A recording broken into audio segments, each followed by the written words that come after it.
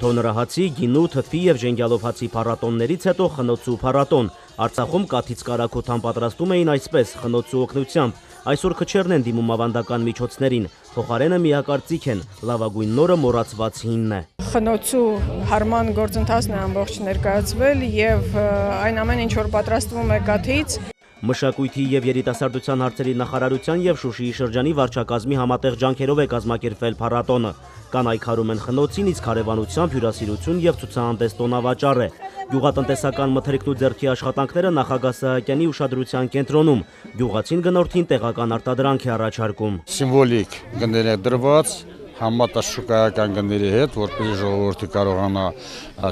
օգտվի։ Շուշիի շրջանի գյուղերում հիմնականում անասնապահությամբ են զբաղվում։ Տոնավաճառին գերակշռողը կատնամթերքն է։ Էլմիրա Պետրոսյանը հին շենն է ներկայացնում։ Առավոտից գնորդներ ունի, արդյունքներից չի դժգոհում։ Գնումները շատ լավ,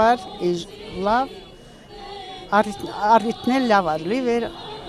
վաճառեցինք։ Խնոցու փառատոնն ուղեկցվում է ազգային ավանդական խաղերով ու խաղերքերով, երկուպար, նաև տարազների ցուցադրություն։ Մշակույթի և երիտասարդության հարցերի նախարարությունն այսպես քարոզում է արցախյան ոչնյութական մշակութային արժեքների պահպանում և հանրահռչակում, ազգային ավանդույթների, սովորույթների, ազգագրական առանձնահատկությունների հանդեպ հոգացության և հարգանքի արմատավորում։ Այս փառատոնը նաև հնարավորություն է տալիս վերհանելու տվյալ տարածքի, տվյալ համայնքի խնդիրները և նաև առիթ է դառնում, որպեսզի համայնքի համար